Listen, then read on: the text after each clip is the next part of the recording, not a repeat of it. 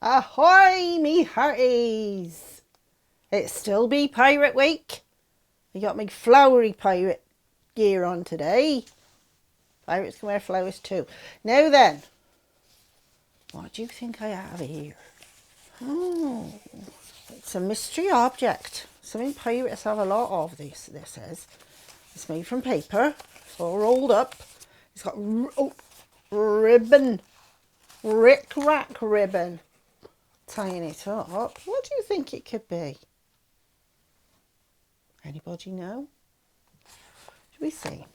I'll take the ribbon off. Unroll it.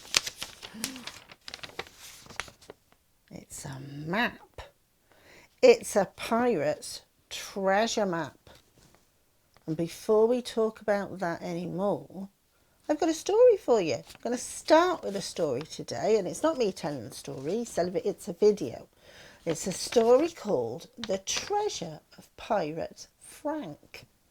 And I want you to watch out for one of these in that story and see what you can see. And we'll talk about this one after. Okay? Here we go. Hello everybody, it's Mrs. Sharp here. Today I'm going to share a brilliant story called The Treasure of Pirate Frank.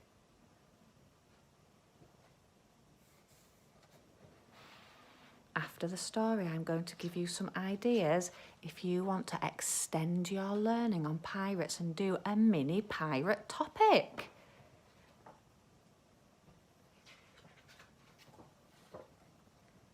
This is the boy who wants to find the treasure of Pirate Frank. This is the map that shows the way to the treasure of Pirate Frank. The ship has to go past the snowy mountains, go by the forest, through a swamp, up the steps alongside a volcano, across a bridge, and the treasure is right by the tree. This is the sea that must be sailed. It's on the map that shows the way to the treasure of Pirate Frank. This is the island of spice and gold, beyond the sea that must be sailed.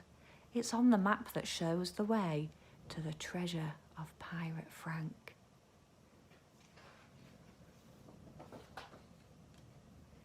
These are the mountains, snowy and cold, on the island of spice and gold, beyond the sea that must be sailed. They're on the map that shows the way to the treasure of Pirate Frank.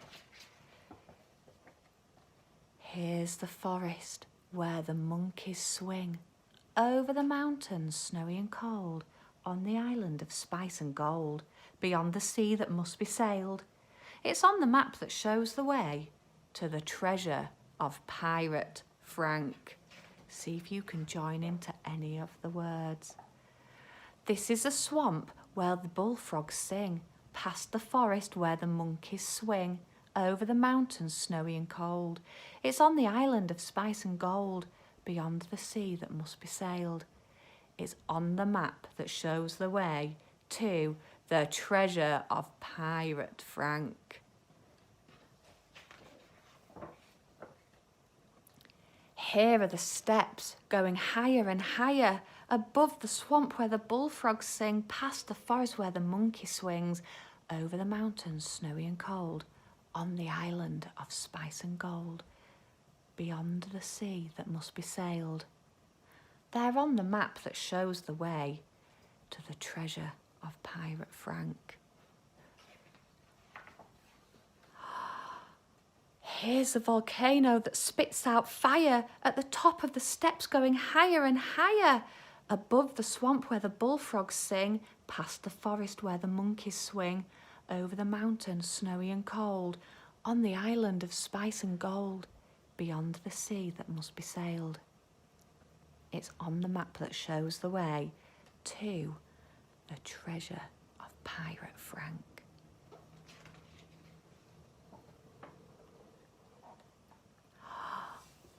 There's There's the tall tree that marks the spot, besides the volcano that spits out fire, at the top of the steps going higher and higher, above the swamp where the bullfrogs sing, past the forest where the monkeys swing, over the mountains snowy and cold, on the island of spice and gold, beyond the sea that must be sailed.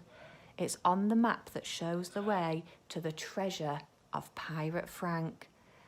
And under the tree that marks the spot is Pirate Frank! She's not on the map. And it says on the treasure chest, this treasure belongs to Captain Sally Frank. Hands off. Look at his face.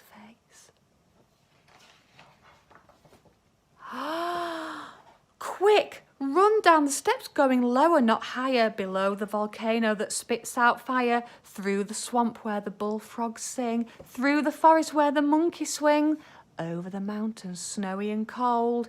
Is she going to catch him? And off the island of spice and gold, into the ship to sail away and dream of what was found today.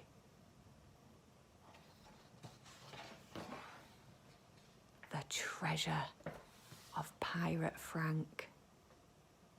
Wasn't that a great story? So he didn't end up getting the treasure because he was too scared of the girl, Sally Frank. So, that's the story of Pirate Frank. Did you see Pirate Frank's treasure map? Can you remember some of the things that were on the map? I think you probably can if you think really hard. Now on my map, well, it's not quite the same as Pirate Frank's. I've put some other things on my map. I've got, I bet you know what this blue bit is. That's the sea. Yeah. And then the yellow bit is the island, because it's a desert island. It's very hot, so it's made from sand. So let's see what's on my island now. I've written down the words to say what they are. So this says sea. So that's an easy one, isn't it? This says mountains, because I drew some pointy mountains. They got snow on the top. They're so high. Here's a cave. Oh, I wonder if anybody could be hiding in there. Here's some rocks. Here's some trees. So to get to the treasure, you have to land your ship here. So there's an arrow to start. And then there's a trail to follow. You can tell it's a pirate trail because it's got a skull and crossbones. That's a pirate flag. And you've got to follow. Oh, loopy loop there. Follow it to that cross. The X. Because X marks the spot where the treasure is buried. So if the pirates dug in that part of the island, they should find the treasure. Now your first job today is to make your own pirate treasure map. Yes? So you need a piece of paper. It could be bigger than this if you've got it. I hadn't. You need to draw yourself a big island shape. Doesn't have to be the same shape as mine. Could be round, could be square, could be rectangle, could be a funny wobbly shape. But it needs to be an island, and around the island is going to be the sea. So you need to make that look like the sea, don't you? They've got some, there's a shark on mine, just to let you know it's the sea. Another one there. And then you can colour in your island, decide if it's going to be green grass, yellow sand, brown soil. It's up to you. And then you need to decide what's going to be on your island. So you're going to draw the things that you'll have to walk past. Perhaps you could start with your trail first. Perhaps you could draw your trail to show people which way to go. And put an X for where your treasure would be buried. And then you can add different things. It doesn't have to be the same as mine. Have a look at Pirate Frank's map. You might get some ideas from there. You might want some things of your own that people are going to see on this island. Draw them carefully, and then today I'd like you to have a go at your own writing for them. So if you're doing rocks, you could listen to that word. Oh, now we know what it starts with. So you could have a go at writing that. Rocks. See if you can hear any other letters.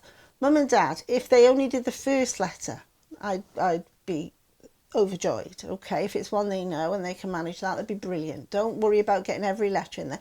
It's just about them listening to the words, trying to put something down. If it's only a squiggle, that's fine, as long as they think they're writing and they read it back to you. Okay, so write down next to each thing what it is. Okay, and then I want to see them, please. I want to see pirate maps.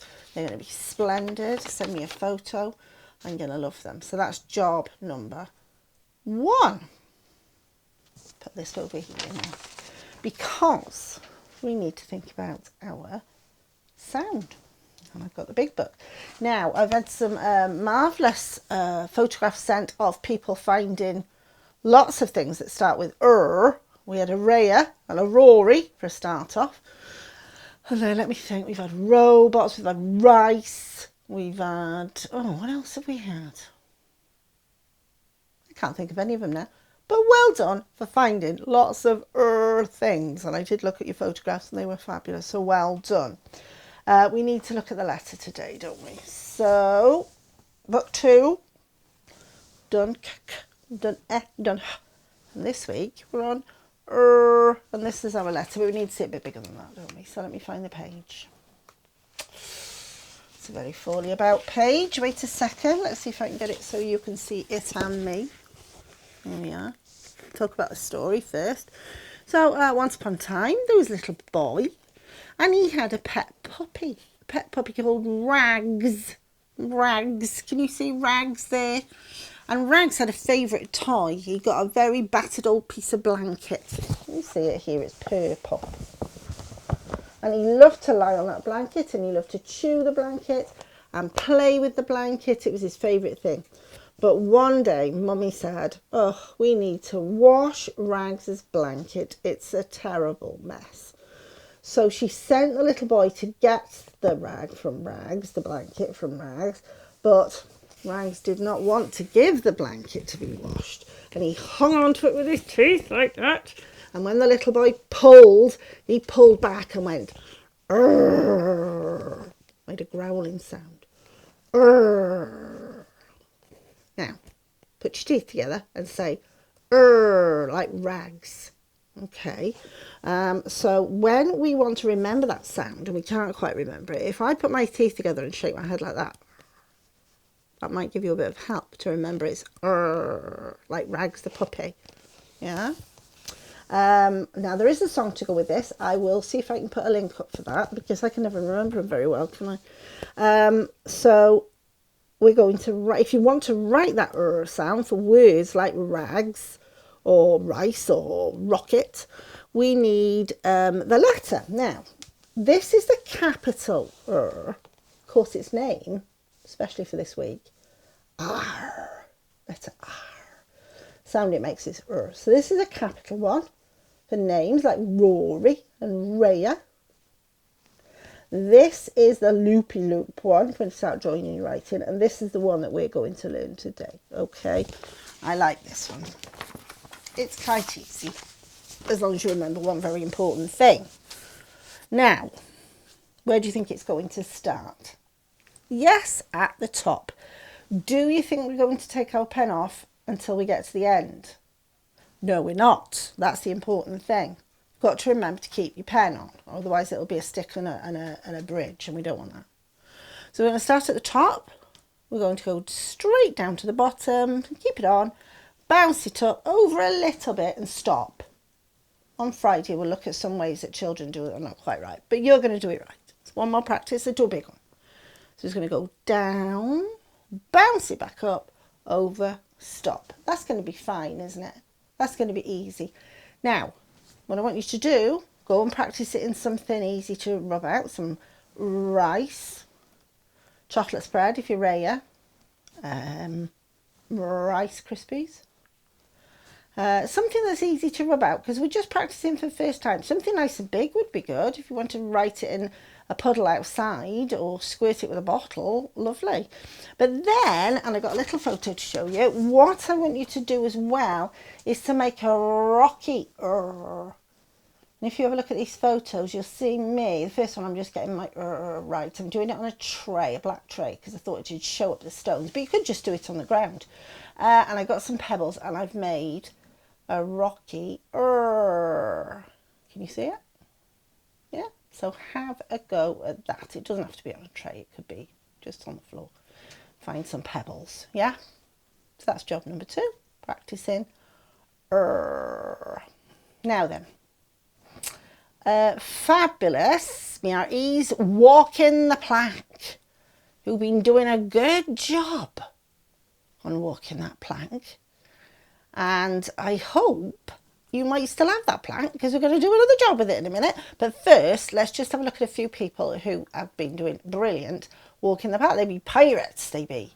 So Holly, of course, doing a fabulous job at carrying cups of water along her plank, an inside plank, because it was raining when she had to do it, so she had an inside plank, and also dressed very beautifully there. Isla, she did it all. She balanced, she did it with a cup, she did it with a cushion on her head, and again an inside plank.